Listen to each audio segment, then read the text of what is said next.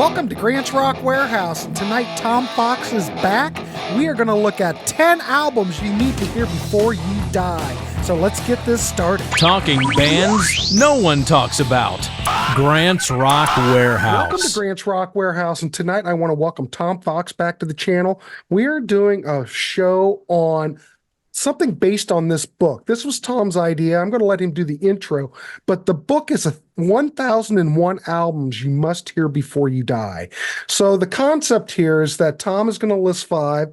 I'm going to list 5. So I'm going to propose this to Tom, even though he doesn't know that I'm proposing to do this maybe as a series to some degree and try to, because really, in the warehouse, ladies and gentlemen, you thought it was all about putting away all these records, all these CDs. It's really about turning you on to music. Yeah, I know you get distracted by all the heavy equipment in the background and all the noises, but really, we're just here to turn you on to music. So, Tom, tell us how you came up with this and how you were inspired, and give us a little background, and then we'll start listing. Yeah. Thanks for having me, Grant. Of course. I call this my pandemic project. My wife had got me the book like the Christmas right before the pandemic, and I hadn't even thought about doing it. And then all of a sudden we're in lockdown. I'm working from home all the time, and I thought this is a perfect opportunity. Now this is the 2018 edition. So just for anybody who's doing homework out there, whatever, they issue it every, I don't know, 3-4 years, something like that. And some things drop off, some things get added. So it's not necessarily exactly the same, but I think the bulk of it's kind of the same. And it's not a ranking.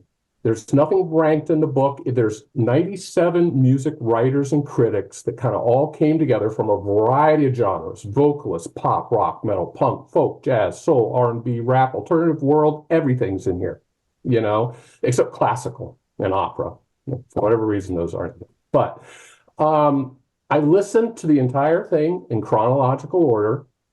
I listened to every album a minimum of 2 times. I'm old enough to know now that not some of the best stuff doesn't catch you, right from the beginning. And there are some albums in here I listened to up to 6 or 7 times before I moved on, kind of trying to figure out how I really felt about it, And I would say before I didn't really listen necessarily to albums that I was already very familiar with. Ones of my collection I've been listening to my entire life. I didn't really listen to those. I probably had 100 of the albums in here before I started, and I did a quick so about 10%.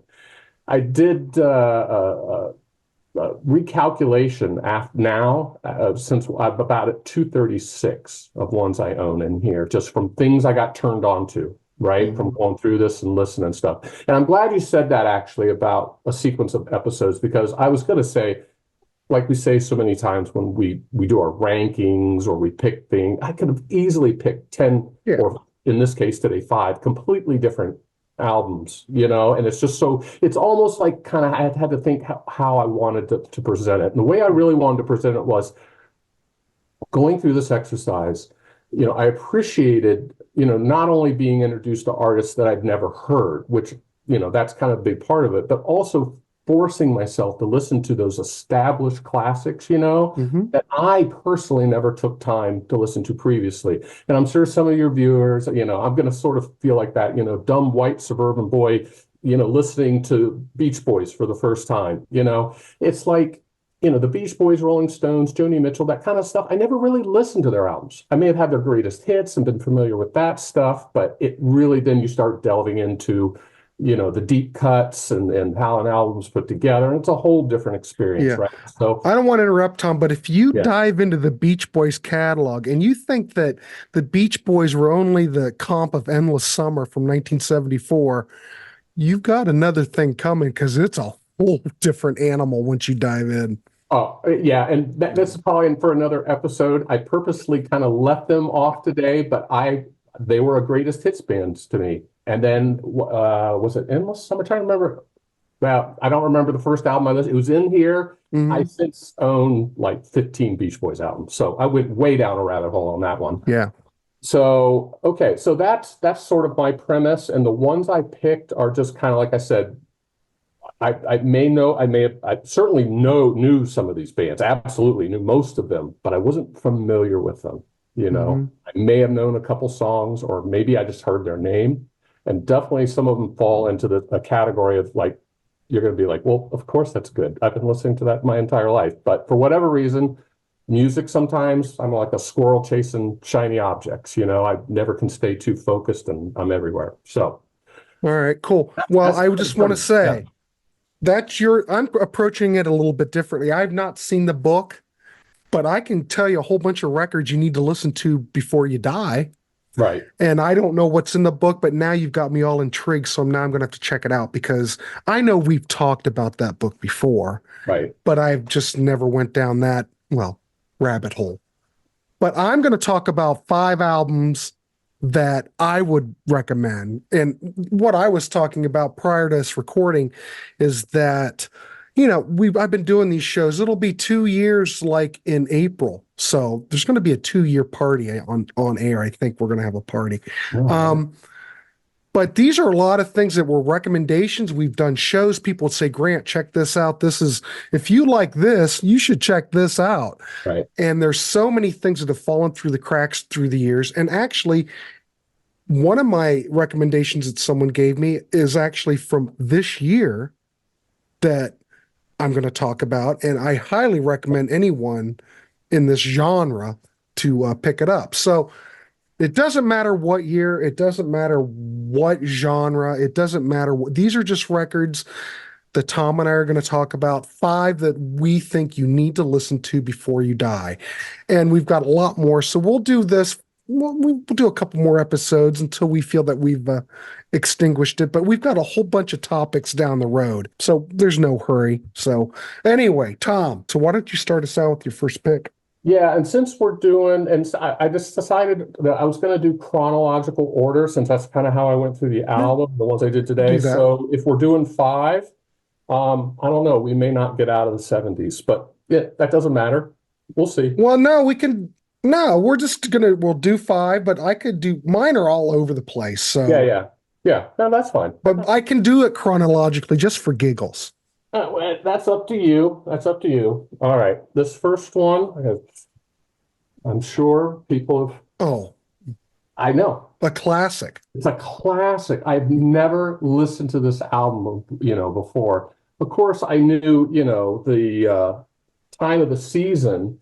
I didn't even realize that song didn't even get famous until like 1 or 2 years after they broke up. Odessey and Oracle's lush, Baroque-sounding chamber pop steadily wins over new fans every year.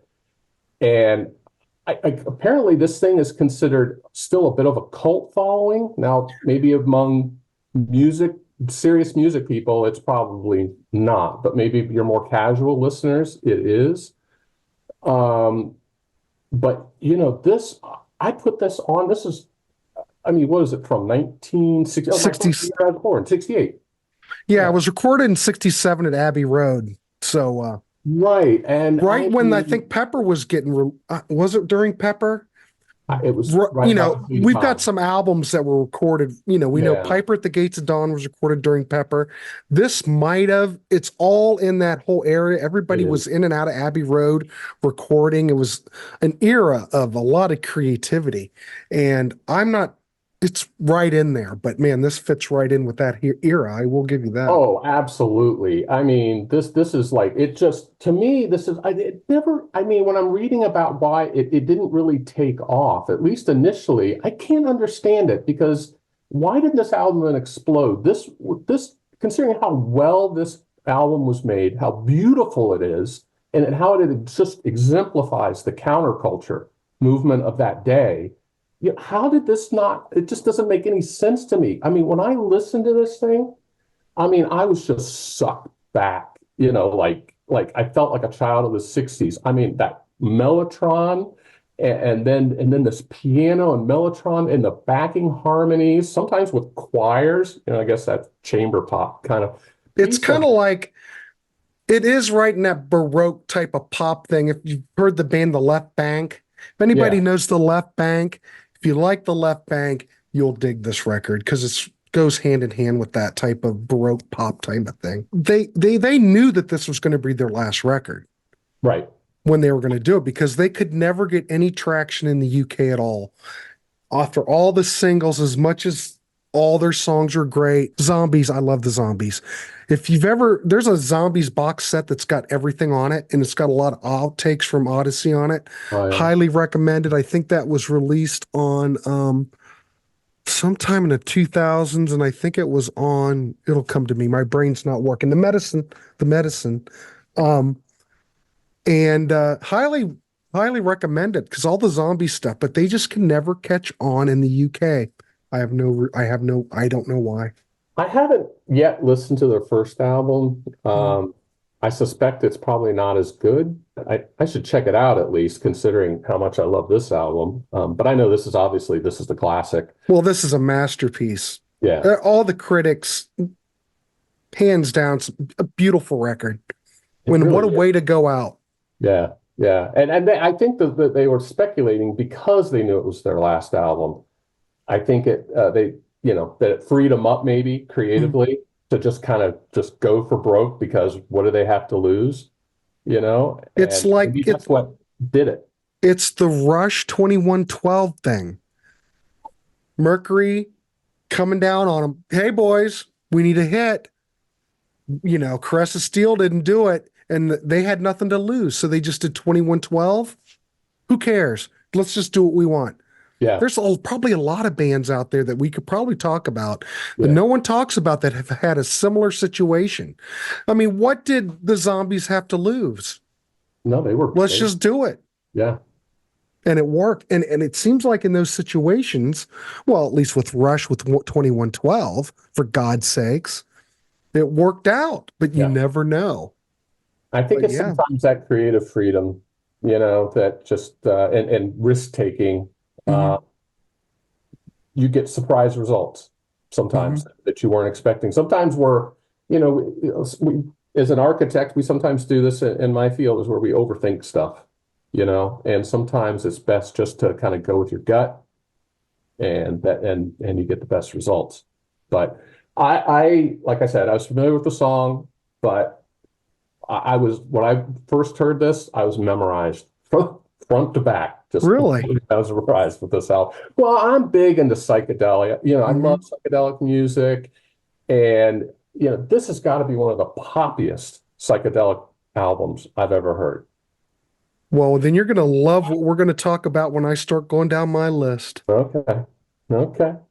So, yeah, I don't know what else I can say about it, but it's brilliant. But everyone should hear it. You're not familiar with the Zombies, Odessey, and Oracle, you've got to check it out. It's so good. I do believe, what version do I have? It's been re-released several times. Rhino did a version back in the 80s. That's the one I first heard that I got turned on to. Oh, okay. My buddy Keith turned me on to this record. In fact, he turned me on to a lot of stuff that I now love, because I was listening to this in college at OSU in the 80s. Yeah. That, Syd Barrett, Frank Zappa, Mothers of Invention. I can still remember sitting in the was it C lot? Getting ready to go into class, I'd sit in C lot and have my cassette in, and I just get ready. Gonna have to go in there. Gotta get to class. But I'd sit there, I'd listen to Zappa, I'd listen to all this stuff. So it takes me right back to college, Tom. It's like a time machine. All right, that's a good pick. All right, my pick is something that's a little bit later. This record came out in 1979, and if anybody has followed my channel and have listened to the listening parties, I always play some of this band, especially during the 70s. I don't know if you can consider this power pop. They might have some power pop elements in it, but it's more AOR. If you like Queen, Jellyfish, Sweet, this is what I really hear. A lot of Queen, a lot of Sweet. You could put Kansas in there. You could put Styx, Trillion, Starcastle, all that stuff. This is a West Coast band called Avary. The leader, the talented Brad Love, was the lead singer. They kind of formed out of different bands from like the Washington, Seattle area. There's a couple of bands. Bighorn and Rusher were two bands, but virtually these guys, I don't know. They put out one record in 1979 on Epic here in the States, and the whole thing knocked me out. You will dig this. So they had like a demo, and it eventually got to Brian Lane. I believe he was like a big British manager, producer type guy to Yes. And he somehow got it to Gary Lyons, who was like he's a producer. And then there goes the thumbs up thing. And somehow he was able to get them on Epic. They put the record out, and it didn't do a damn thing. In fact, if you go on Discogs and you look for it, most of the albums up there are white label promos. Oh, really? I've talked to a friend of mine who has one, but it's not a white label promo. God knows if this even ended up in the stores. But so how hard is it? It's got to be like impossible to get, right? I've never seen a real one. I've got Rock Candy reissued it. So you can go on the Rock Candy site. I even checked it tonight, and it's back in print. Okay. A lot of that Rock Candy stuff, I love what Rock Candy does. If anybody doesn't know Rock Candy, they do the reissue label. A lot of great reissue labels in the UK, by the way. A lot of obscure American rock that a lot of bands that never made it anywhere. And you can virtually just go over there and just pick a band, and you'll come back and go, my God, why didn't this band ever make it? But I think with this band, 1979, I don't know, think about punk rock coming into play. Right. Or this is kind of late for punk, but it's very AOR stick sweet. Maybe it's just not. And when I say sticks, I'm thinking Grand Illusion type sticks. Right. We're not talking Paradise Theater sticks. Right. Okay. So that's what I mean. So if you like that, you'll love this because there's hooks, great songwriting, great musicianship, and the production is absolutely stellar. So sounds like they probably just weren't promoted very well. I have no idea. I can't even remember who told me about them. Yeah, I was gonna Someone ask you, on my channel said, Grant, check out Avary. And I'm going, what? I did. Oh my God, blew me away. Well, I'm gonna have to Check it out. Give this band some love, or which can, but like Rock Candy has it. I have nothing to do with Rock Candy or any of these labels, but I know where you can get it. Oh, you would hear this. You would just go, I mean, if you like Asia, you'd like this. Oh, love Asia. Of course. Yeah. So there you go. There you go. Cool. Very good. All right. Well, my second one, like I said, just going and this is going to be one people are going to roll their eyes. You're going to roll your eyes at me. Well, maybe. Just me being an idiot, probably. It's like, what? You've never listened to? I've never listened up to this point. I've never listened to. I of course know their hits. Yeah. But I've never listened to an album, so it's kind of similar. Mm-hmm. But Black Sabbath, Paranoid.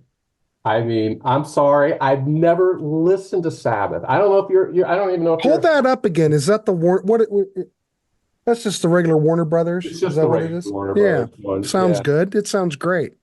I mean, it's their second album, right? I did listen to their first album. It's just, I don't know. Their first album's okay, but the riffs, the melodies, it just all comes together. I mean, Geezer's bass rumble, Tony Iommi's like down-tuned loose guitar strings. Yeah. I mean, it just creates this unbelievably heavy sound that I heard he loosened the guitar strings because he had like some sort of factory. Oh, well, he had a factory incident where part of his finger got cut off. Yeah, so he had to loosen the strings, which just, I think, added to the effect more. And I never knew their drummer, Bill Ward. Never heard of the guy. Bill's great. He's a jazz drummer. Yeah, I was like, I hope this guy got some kind of recognition because his jazzy drums in the middle of this, kind of forefront of heavy metal, right, album. It's like, it's kind of surreal. Kind of went its own direction after that. And I've never been a huge metal guy. I'll listen, a little bit here and there. But I mean. Yeah, but Tommy, This is a little bit different because you listen to this record or Black Sabbath, you might say, well, metal, not a metal guy, but they're in a, I listen to it and I put them in a different category. They're beyond, this is where everything is gauged from, I think, you know, and think about that band. How at odd, you've got a jazz drummer and and Geezer's pretty busy bass player. I mean, you could throw him in a prog band and he'd take off. Very underrated. And Tony Iommi's kind of slow and sludgy. Yeah, I mean, sludgy. You would think on paper, would this work? Yeah, well, and then if I had ever heard does. Ozzy sing something outside of Black, before I would have thought, I don't know, it's kind of amazing his vocals work. I mean, because he has really a lack of fidelity and he doesn't have much range. No. But maybe that's what makes it work. I think it's the combination of people. Though I know we're going on a tangent, but this is what this show's about. This is a music discussion show, ladies and gentlemen. But have you heard Heaven and Hell when Dio joined Black Sabbath? I haven't listened to anything once. Please go and listen to that. Please do me a favor. We'll report back on the next show. And that is, what a great record that is. Yeah, I haven't listened to any. Holy crap, powerful. When you put Dio as a singer in there, that totally changes Black Sabbath. It takes it up another notch. But because Tom, that's your assignment for next month. I need you to report back and see how and compare the two because they're two different animals.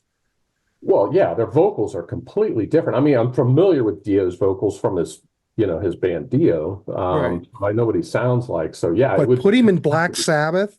Yeah, it'd be it's like a rocket ship going off into space. It really is. This is like it's crazy. I mean, I knew the first. What is it like I think they may have been all the tracks I knew were on the first side. Yeah. War Pigs, Paranoid, Iron Man. Actually, for the longest time, I didn't even know War Pigs was a Sabbath song back in college because Faith No More did a cover of it. And I was just like, oh, that song's great, And then keep that Faith No More idea. I'm going to circle back on that. So we go back, remember, late 70s, Ozzy's out of the band.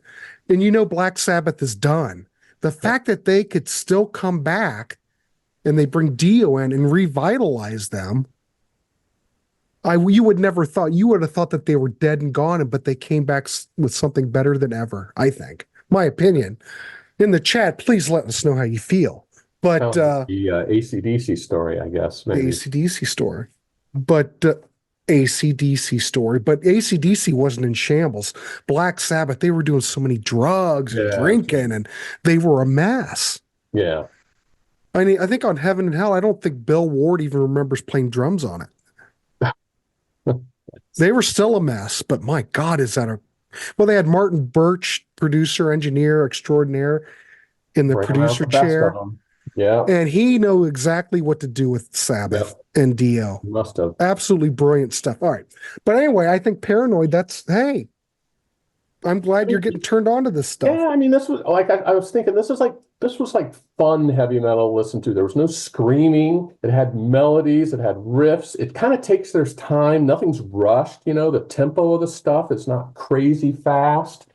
And this is definitely a group that I have since gone, but just so far, just the Ozzy stuff, the Master Reality. That's my favorite. That's a great album. Of the Ozzy era, that's my favorite, Master Reality. I have to admit, I like it a lot. I found this one down in Cincinnati, Volume 4, and then I think I found Bloody Sabbath over at Magnolia. But they're all I like them all, but Paranoid and Master Reality are my two favorites, at least of the Ozzy stuff. And like I said, wow, look at you going to town. I haven't gotten the Dio stuff yet. Well, that's your assignment.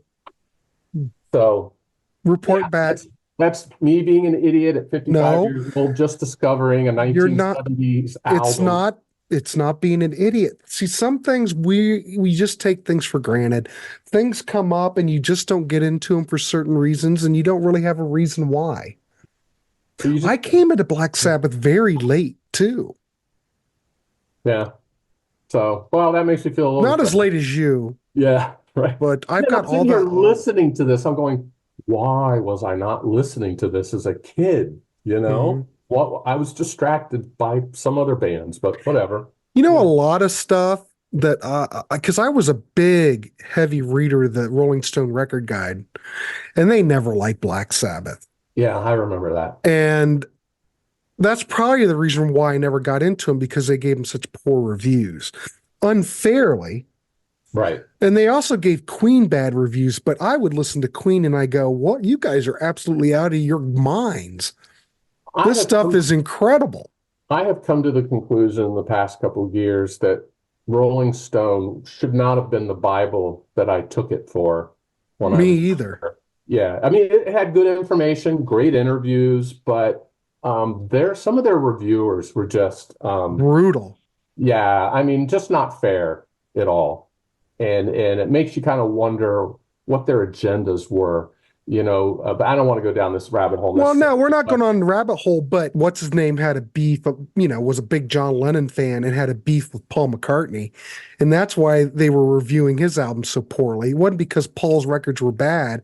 They yeah, just had a beef. they had agenda. I mean, They had you talk agendas. about the what's his name that started the whole Rolling Stone? Jan Wenner. Yeah, Jan Winter, right? Yeah, and then the whole thing coming out this past year Yeah. about his remark about women artists and black artists, and also I started looking back in some of those reviews. I was like, yeah, I put way too much stock in that magazine, but Yeah. that We could know be how why great Paul is, and to slam his oh records, give me a break. yeah, I Just because totally you have an agenda. All yeah. right, ladies and gentlemen, we are at Grant's Rock Warehouse, and we are on a tangent, as we all know. We get on these things. But anyway, excellent. Tom, that's an excellent pick. All right, my pick is a record and I'm the one who turned you on to it. It's Oh, probably not in your ranking, but this gentleman's from Texas, a guitar player, played with John Waite on No Breaks, played guitar on it. They did a couple of records. We haven't heard from this artist in a while, but Gary Myrick and the Figures, 1980, great guitar playing. In fact, there was a Gary Myrick and the Figures track on that movie, Valley Girl, that I had Nick Cage in it, like in they had 80. a song on that soundtrack. She Talks in Stereo was in it. Oh, I don't. Yeah, I know the song. But Yeah, it's very new wave. It yeah. crosses a lot of different things. Rock, new wave, whatever. It's quirky. The guy never overplays. He does exactly what he needs for the song. The songwriting's good. The band's tight. Great record. Absolutely went nowhere. Put out another record after that, Living in a Movie. It didn't do anything. Yep. Then he eventually put out a solo record called Language, which was an EP. And if you get on Wounded Bird, they actually reissued the Language CD, which I absolutely love. I love that EP. It's got The Message Is You on it, and God, brilliant. That on LP. Yeah, Yep. but it's brilliant. But Wounded Bird put out the rest of the record. There was a lot more to it other Oh, than really? the EP, and I don't know what the story was behind it, but they ended up just putting out an EP on Epic instead of releasing all the tracks. So if you go on Wounded Bird Yeah. and check it out, they do have the whole thing on there, and it's all good. Yeah. Like Yeah. I 1982. didn't realize there was more Yeah. tracks to that. But I love Gary Myrick, love his vocals, love his guitar playing. I'd love the new wave elements of this record. And I don't know how I got turned on to it. It's just one of those things that the band name kind of had been floating around for a while, that I've heard of them. And I thought, well, might as well check it out, and dove in. And I love the record. I've got the Wounded Bird CD there was a promo EP that came out, a live promo EP that they used for promotion. So what they've done is taken that first record and the promo EP that's live, and to listen to Gary Myrick and the Figures live, they just smoke. Really? When they're live, it takes these songs up another level because these are all real good players, you know. Yeah. So go out, check out Gary Myrick and the Figures if you can. Let us know what you think. But I think you need to at least check it out. It got overlooked at the time, you know. Hey, give it a chance. Let me know what you think. You might like it. I think you turned me on to them about 20 some years ago. I know. I think we were doing like record show type stuff. You did a record. You bought one at a record show, I think. Yeah. And yeah, I haven't regretted it since. That is a great album. It's a great record, but no one knows what it is anymore. Yeah. Well, good. Whatever. So there you go. That's my next pick, ladies and gentlemen. Okay. All right. So my next one is, I'll say for today is my last. Goofy's not the right word, but Goofy's not a good term. no, obvious, like, oh, what, you haven't listened to this one? So this is my last one of that category. Everybody's got a different story, so just because you haven't heard it doesn't mean anything. Glad I listened to it. That's what I said I loved about this 1,001 albums. It's like it forced me to listen to things that I think I already had preconceived notions of, you know? And so this is this band's second album, came out in 1970. I'm just getting going chronological. So okay, 1970. Okay, go on. One said, crafting a sophomore record that voyaged beyond rock into jazz and salsa on the beat of a pounding Latin heart. See if you Santana? You got it. Abraxas. Oh, well, I've got that. I can't honestly say that I've really dived into it, though. Oh, real? My goodness. Well, now I am. Now I'm going to.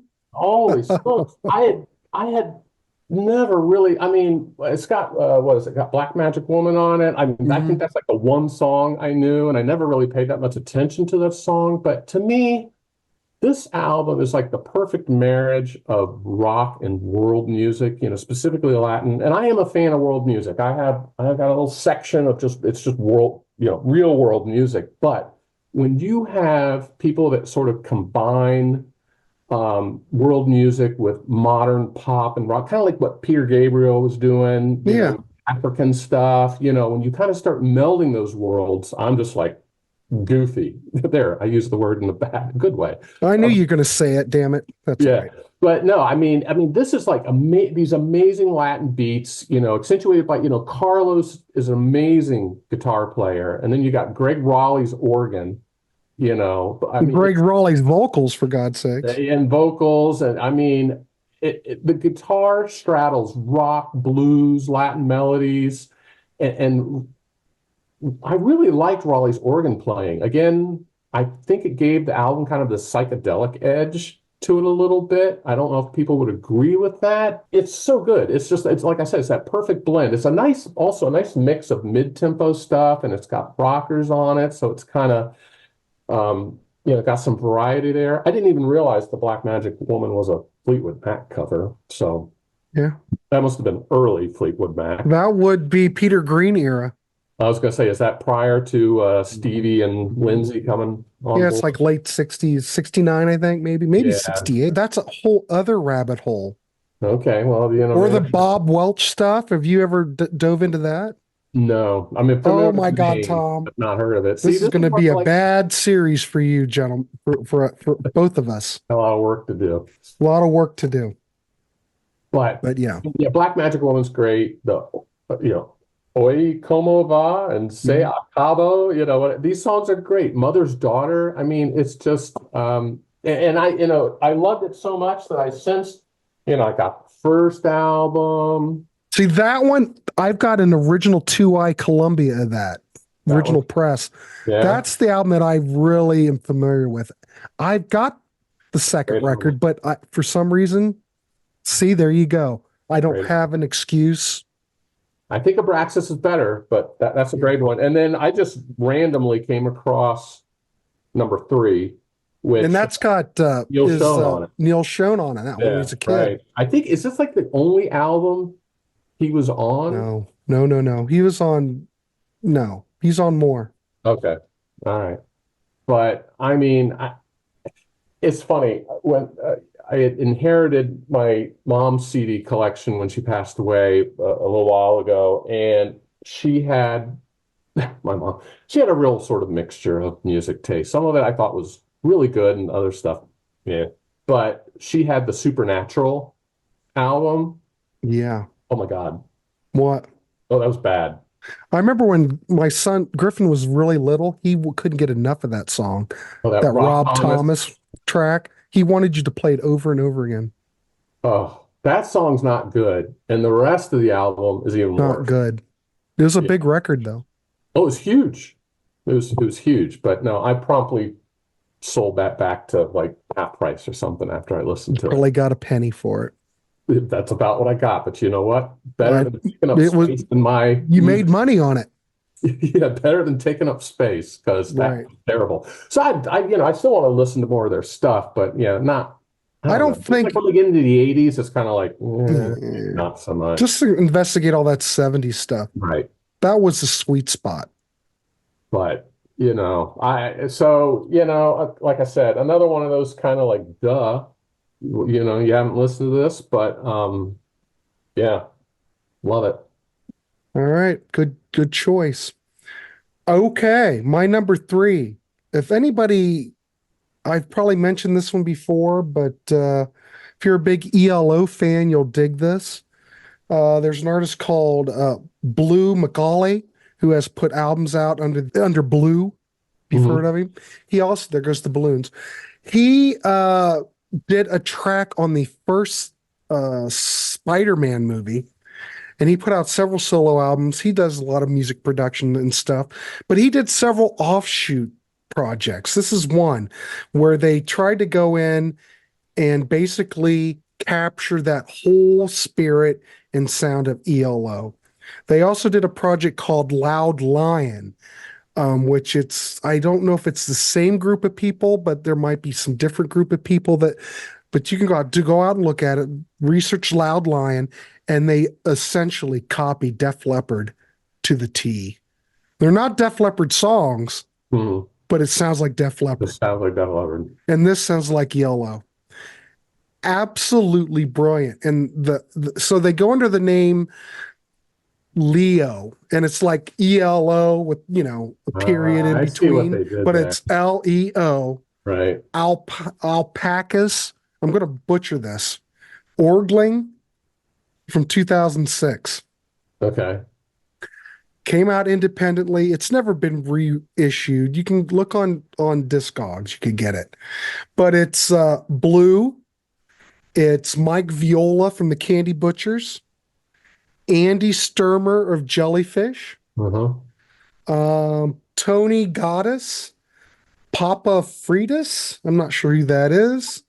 There are members of Chicago on this. Okay. There are members of Hanson on this. Really? Highly recommended. It's the sequencing, the sound. If you love ELO, you'll love this. This is a tribute to ELO. None of Right. these are ELO songs. Right. But it's kind of like In that vein. in a way. It sounds like Jeff Lynne. It sounds like Jeff Lynne, like someone going in there and ripping off Jeff Lynne. But it is a tribute to ELO. Right. Right. It would fit in. But there is something at the end of the LEO album that's a bit of a surprise, and I'm just going to leave it at that. I'm not even going to mention it. But if you let it play through, there is a surprise at the end. What? Absolutely brilliant. Highly recommended. And I would also recommend looking out for the Blue solo catalog. A lot of great power pop. The guy's brilliant. And look into Loud Lion, because Loud Lion does sound like Def Leppard. And how they pulled it off, I have no idea. Huh. Brilliant. Was that what was the name of that album again for the Leo? Alpacas. What do they do? Alpacas make that weird noise. Orgling. Oh, is that Orgling. the sound an alpaca makes? Yeah. That's kind of a weird. Orgling. It's a weird. Came out in 2006. Okay. All right. And I love it.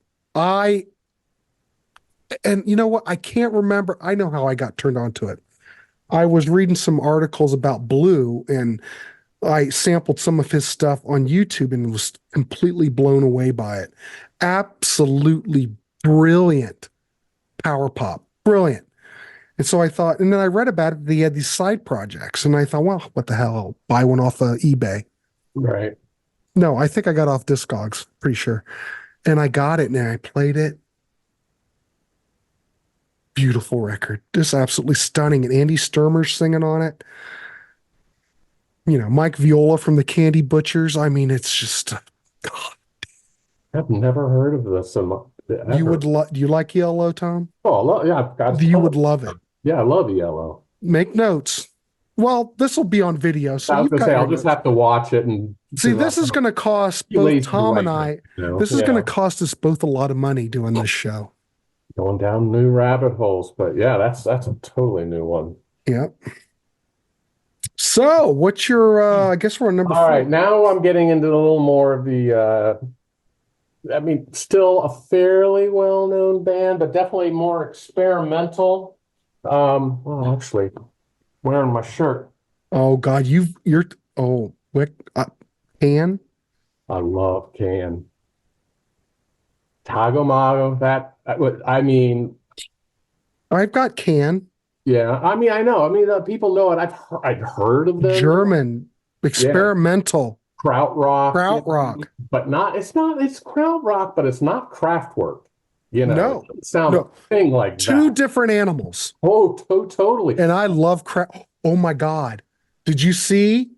What? We have to go to this summer. Did you see Kraftwerk's coming to the LC? No. Yes. Totally. If we can get tickets for that, consider it done. I'm going to go see Kraftwerk. I'd love to go see Kraftwerk. Yeah, I mean, we're on a tangent, ladies and gentlemen, once again, but I couldn't help it. I can't believe that Kraftwerk's going to be at the LC. Yeah, that's pretty. Yeah, I mean, if you're buying tickets, I'll get you a ticket. We'll work at it. We'll talk about it later. We'll figure it out. But don't we have to go see Kraftwerk for God's sake? For sure. And in my mind, and speaking of Kraftwerk, when anybody describes something as krautrock, that's the first band that comes to my mind. And I think, that's sort of the droning, the synthesizers, that kind of thing. But Can is a different animal. I mean, everything's built around, I'm going to butcher the name, but like Holger Suzuki's drumming. Yeah, who was the guy who just passed away? Damo Suzuki. Suzuki passed away like a week ago. He wasn't the original singer. But he was great. Well, yeah, they say the 3 albums that he sang on are really kind of considered maybe the only Can albums you really need to own. I don't know about that. There's a lot of great Can. There may be. And, the thing, and singing, I don't know if you call what he does singing. I mean, it's almost like a beat poetry delivery, but then half the time he's singing English, the other time he's singing the Japanese, and sometimes he's just gibbering and wailing, So does Vince Neil. Well, yeah, but he's trying to, real stuff. I'm just making a comment. Pointing that out. I mean, it's like, and the rhythms, these tribal jazz rhythms that's behind so much of their stuff. It's just, it's kind of unbelievable. I mean, what is it? There's that 20-minute long Hallelujah or whatever. It's just like this endless groove. But brilliant band. Good stuff. But do you have I'm going on a tangent. Do you have the Mark Hollis solo album that he did? You got to get it. It's not expensive. I don't even know. But if you like, made a solo out. Yes, okay. He put one out after Talk. It continues on beyond where Talk stopped. Right. You've got it. If you like Talk, forward. It's a must. Oh, okay. It's a must. Could go on this list. Yeah, I think I'm out of money now. You probably are, but I'm just mark it on your list. Yeah. But yes, sorry, tangent time. Yeah, sorry. So bringing it back, but this now we're kind of getting some of this stuff that, like, I think even if I had been exposed to it as a kid, I don't know that I would have necessarily, latched onto it. I think some of this just comes from, just for me personally, decades and decades of listening to music. And I've come to the conclusion, at least for me, that I get to a certain point where you almost feel like you've heard everything, even though you haven't heard a specific song. And then once you start to hear just kind of the same kind of structures and stuff, all of a sudden you're just desperate to hear something that's different, that's just strange, experimental. And I think that's definitely I'm definitely getting more into that experimental type stuff the older I get. And I think it's just because I have fatigue with, not that I don't like all the other music, but there's just sometimes you just want to hear something that it's just different. So there you go. Can's different. All right, good choice. All right, for my next one, we're going to jump to 2023 with a record that came out that people are going to say, Grant, you're out of your mind. Oh, boy. But it wouldn't be the first time. We're going to go with the Guess Who. The Guess Who put out a record in 2023 called I Don't Speak French, but the title is Full of Love, but it's Flen d'Amour or Flying d'Amour. Why am I giving all these titles that I can't pronounce? That's right. I have no idea, but I am. Realize there's no one in the band. The band is just the drummer. Okay. And it's all these new people. This was a follow-up to their 2018 album, The Future Is What It Used to Be, which was an ambitious, good record. I know it sounds odd that I'm promoting the Guess Who. Yeah. But there are some great legacy bands, even though it's just the drummer's the original member, that are putting out great stuff. I agree. You can look at the last stuff from Blue Oyster Cult, absolutely wonderful stuff. Yeah, I agree. Crash of the Crown from Styx, The Mission from Styx, brilliant, absolutely great stuff. This Guess Who album fits right in. Now you're saying, Grant, what can on God's green earth can the Guess Who give us? Well, they can give us some great power pop in 2023. This is a power pop gem. It doesn't sound like Burton Cummings. It doesn't sound like Bachman. It doesn't sound like any like this. But if you like power pop, pure power pop, if you like Badfinger, if you love Jellyfish, I know we've been talking about Jellyfish, but there are a lot of Jellyfish people out there. This record is the closest thing you're going to have to a Jellyfish album. Wow. Yeah. What can I say? It's just a perfect power pop record. Oh yeah, there's my notes. I'm looking at my notes. Drummer Gary Peterson is the only original member. And just mix it all up with Jellyfish, and this is what you get. Don't let the name of the band get in the way. Don't get that attitude, well, that's not the Guess Who. Right. It's not really. But the material is so strong and the playing is so good. And if you love Badfinger, you like the Raspberries, try to get past the notion that this is the Guess Who and they're doing power pop. Yeah, I don't really have a problem with, that's the thing is also maybe, one of the advantages of age, I suppose, is I've become a lot more open-minded about stuff.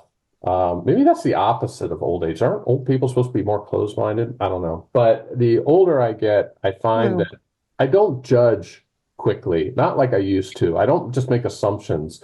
So I find when I do that, I'm pleasantly surprised, Mm-hmm. So, yeah, I hear exactly what you're saying. Did you ever see them live back in the day?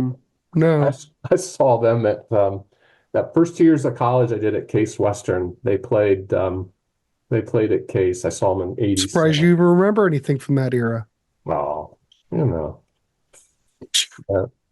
But anyway. yeah. But it's funny you mentioned that belly button, or the jellyfish. That belly button album, that's also in the 1001 albums. It should be. It is. I've And actually, not that I want to go down that tangent, but that I never listened to Jellyfish before. And I own Belly Button album because I love that one, and I need You to might listen. have been you might not have been home when we were going to those jellyfish shows. We were, Sean and I went and saw Spilt Milk Tour. They were playing at Oh, did you? Ledlow's in an alley outside I've told this story before, but they were on a truck bed. Oh, No yeah. one was there. They were outside. But Sean and I went and saw that. Oh, yeah, you were talking about it the other night on one of your shows. Yeah. Yeah, And yeah. saw the first Belly Button tour at Newport. That was what, 91? 90? Was that when that came out? I don't know. Yeah. Whatever. But I was into it right from the get-go. So I can never remember when you were at Case or if you were at, Yeah, it's just it's all a blur. in South Carolina or up in Yeah. Cleveland or whatever's going on. But yeah, so what were we talking? We were talking about the Guess who? But So anyway, if you like power pop, you like the Yeah. Raspberries, if you particularly love Jellyfish, this album is as close as you're going to get, probably, no for right idea now. that they were still making albums. I know. I was just surprised. Yeah, right. Someone recommended it to me on a show, and I Yeah. went, There you really? go. I went, and they said, really, Grant? Believe me, get it. And okay. That's how a lot of this stuff happened. It's great. It's great that we have a platform. It's great that we have this YouTube platform for where everybody can come and share. They get in the chat, they share. You learn so much. We have a community here. That's what's great. So, That's what I love about it because Yeah. I'm hear all kinds of stuff that I've never heard of before. so what's your number 5? So my number 5, and this is definitely still in the experimental territory. And actually, if I give you the 1001 quote I pulled, it just gives it away. But Here Come the Warm Jets by Brian Eno. Brian Eno. Here Come the Warm Jets was a masterwork of art school ambitions and straightforward pop rock. Wow. I mean, all I can say is I appreciate, I think, Brian Eno a lot more when he wasn't with Roxy Music. I kind of like the fact that he just kind of let Brian Ferry take that and where Brian Ferry wanted to go with it. Well, I think Brian Ferry, to go on a Roxy Music, tangent, I think Brian Ferry knew exactly what to do with Roxy Music. Look at Avalon. Yeah. I mean, that was the last record, but talk about absolute brilliance. Classic. Avalon's Classic. classic album. Yeah. So this was his Eno's first solo album, and it's funny because I come across his name. He does so much producing, and he's kind of has his hands in a lot of things. And I was just reading a book I bought.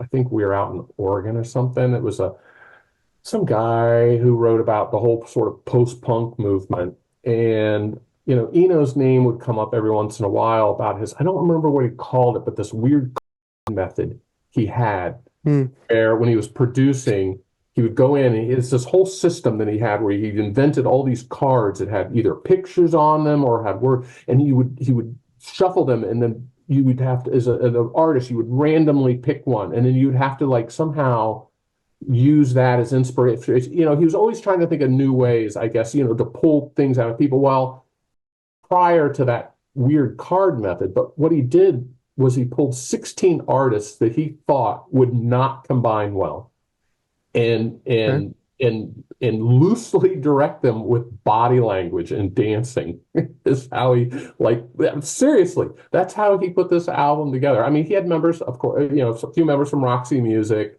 He had Robert Fripp, John Wetton, so he had some, definitely some quality people in there. And I think when you hear singing on the album, I'm not sure, but I think it's all Brian singing. I think it is.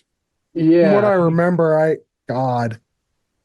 Yeah. I have some Brian Eno stuff. I'm not sure if I have that. I might have that. It's good. It's really good. It's like nothing is traditional structure in this type of stuff. But like he said kind of like his card method, and he said about this method too, is like he's looking for accidents, which Mhm. seems like a crazy way to make music. But when you listen to it, it's like, I don't know, really, it just doesn't sound like an accident. It's like it's almost like glam pop, tunes that are Mhm. underneath all these processed guitars and these odd synthesizers. There's like a ton of studio meddling you can tell that's going on. But I mean, the songs themselves, the sort of I mean, they're still good songs. Like Camel's Eye and the Cindy Tells Me have these like 60s melodies to them, just great, beautiful 60s melodies. There's this guitar break. I can't remember which one of those two songs it is. It's straight up Stone Roses guitar, and me and Stone Roses, Well, I yeah, kind of worship those guys. Which reminds me, Tangent, I don't know if you heard, but Liam Gallagher, because no, I they keep heard. talking, they get about him and the John Squire collaboration. Hmm. I'm just like I think that would be good. I think it would be amazing. I mean, Stone Roses were like the biggest influence on Oasis, but Yeah, you can tell that. yeah, for Yeah, sure. you can. Um, but meanwhile, some of the other songs, like I made a note, like the Paw Paw Negro Blowtorch, whatever. I mean, that's the title of a song, but I mean, it sounds fresh. I mean, that song could have been written in the 2000s. I mean, it doesn't Hmm. sound, there's nothing dated about it. Um, that Baby's on Fire, that's the song that keeps sticking in my head. I don't know if you've ever heard that. It's God, sinister. I'd have to revisit it. Yeah, but it almost sounds like Pink Floyd mixed with Sabbath. It's like this really strange things. And then on some faraway beach, it's just this 180 degrees, just this opposite and beautiful song. It's all very odd, but it's oddly listenable. Huh. Uh, it's just, and then, since then, um, I got Taking Tiger Mountain. That's a classic. And then I really like another, what is it? Another Green World. Yeah, I've got music for airports. Now that's more of an ambient. Yeah, Uh, I've got that. yeah, that would. I Now think a lot of the CDs that I have are more of his ambient stuff. I don't know how big of a fan I am of his ambient stuff. I've listened to a couple of them. I have listened to Music for Airports, Volume One, I think he calls it. Yeah. I much prefer the stuff that's, got vocals and stuff to it. But, like anything else, I'll continue to keep an open mind and listen for stuff. But odd, experimental again, just one of those things I would have never, ever bothered listening to this as a younger me. But, now that, you hear so much music and it's weird, but it's such a, I don't know, such a good listen. Hmm. It holds my attention. I get it. All So, right. Good pick. All right. My number five is dig this title. The artist is the Fraternal Order of All. The album is called Greetings from Planet Love. ooh, Now, this is really, you know who Andrew Gold is. mhm, Lonely Boy, played with mhm. Linda Ronstadt. Yeah. This is his record that he produced in his home. This came out in 1997, and it was conceived as a tribute to 60s psychedelic era rock. So there's a lot. If you, Andrew Gold's way more than just Lonely Boy or the theme to the Golden Girls. He's he was, may he rest in peace, but he Yeah, was a right. great, could play everything, could sing, could orchestrate, could arrange, brilliant. So we've got Beatles songs on here. We've got Beach Boys songs. We've got the Byrds, the Doors, Hendrix. Now it kind of goes back to the LEO thing.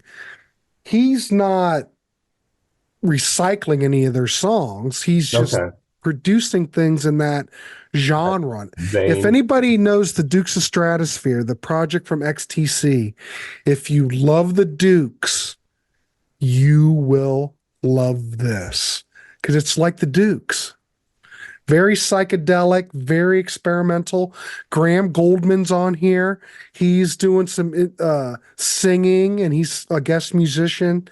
Andrew's playing most of the stuff, and he sings most of it, but he does have other people on here doing vocals for some of it. I think Graham Goldman does sing a song on here. It's basically like LEO. It's a tribute to that whole era, but it's as psychedelic as it sounds like 1967. What year did It came out in 97. 97? Okay. The Fraternal Order of Love. But I will say this, that Cherry Red record label in the UK, this had been out of print for years. The fact that the CD that I have is a cutout. It didn't do anything. Who knew what the Fraternal Order of Love was? Right. It just was a blip. But Cherry Red Productions, Cherry Red Records just recently reissued this out on CD with a different cover. So, well worth getting. Yeah, I definitely would check that out. I mean, that was the one thing I was surprised. Very psychedelic. If you like psychedelia, I love Jesus. psychedelic music. Yeah, it's psychedelic. I was surprised about Andrew Gold. The greatest hits I got of his, I think I just got it within like the past couple of months. I haven't had it for very long. And the stuff I knew from him was exactly, Lonely Boy, Golden Girls, theme.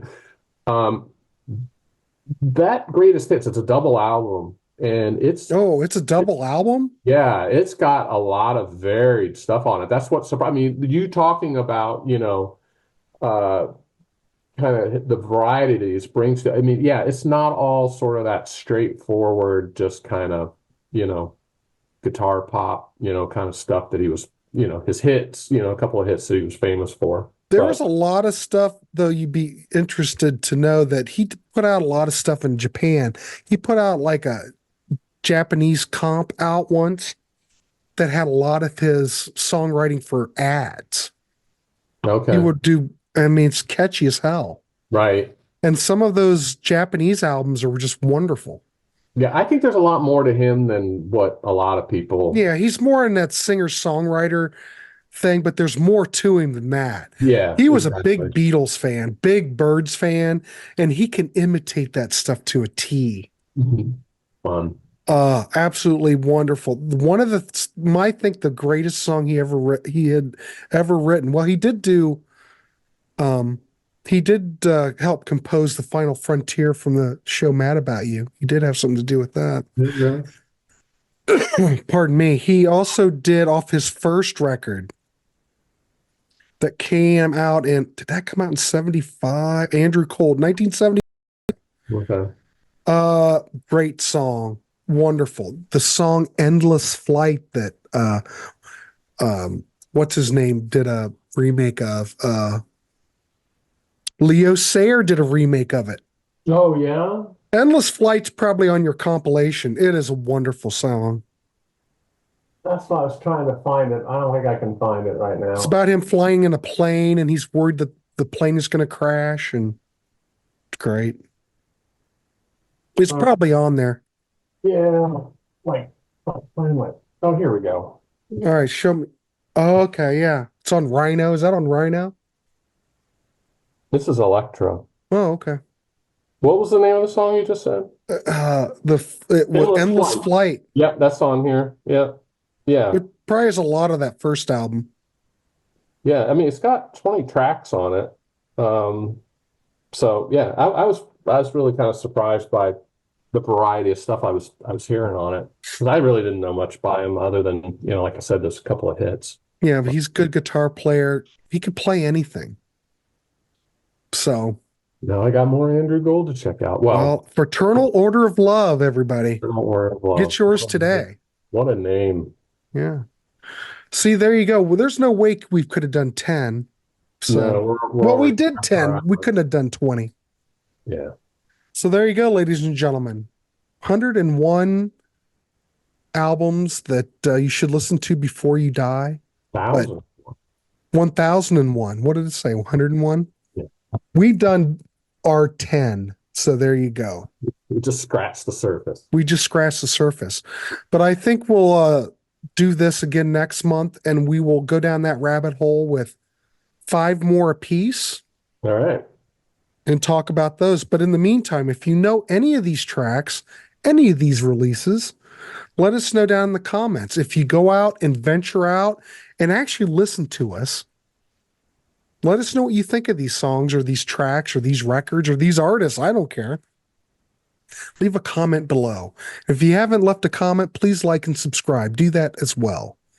So, Tom, do you have anything more to add other than we'll set up something for next month? No, it was fun. It's fun to kind of talk about it took me almost 10 months to get through this, listening to that. So it's fun to actually kind of talk to somebody about kind of, what I got out of it, which, it's the gift that still keeps on giving. It does. It does.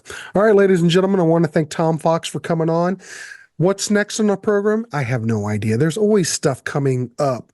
I'm going to try to get this out before I go on the 80s cruise, because I won't be producing anything during that moment. So please like, subscribe. You already know the routine. Wednesdays, we have the Contrarian live chat. Starts at 7 p.m. Eastern Standard Time. We always like to have you over there. Just keep your eyes open. There's more on the way. So we'll see you. Thanks, everybody.